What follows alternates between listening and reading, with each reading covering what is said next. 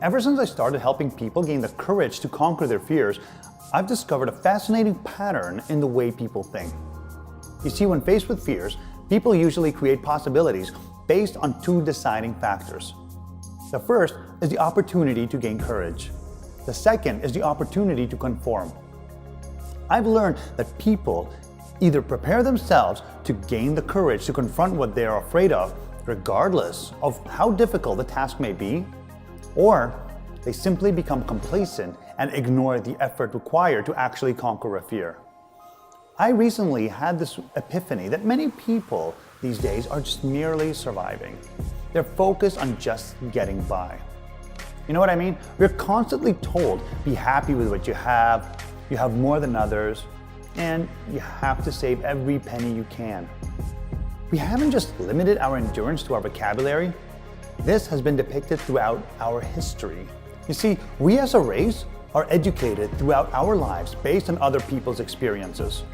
And for the longest time, we have been only focused on surviving. I believe that we are brought up this way because of our history. Look back at the events that have shaped our thoughts. World War I. What were our grandparents doing? Surviving. The Great Depression. What were they doing? Surviving. World War II. What were they doing? Surviving. So of course, when our parents were born, they were taught how to survive. They were told ways to do so, and our parents listened. Then what do you think we were taught? How to survive. However, in this day and age, it has become even more intense. We're surrounded by social media, post-apocalyptic movies, and other forms of media that condition our minds to believe that we have to live in a state of survival. We get so used to just getting by that it has become the norm. We work from 9 to 5, go home, watch the television, stare at our social media screens, and all in all, we conform. Without being proactive towards living in alignment with what we believe enhances our life's purpose, we are using these distractions to enforce the survival mindset that I'm referring to.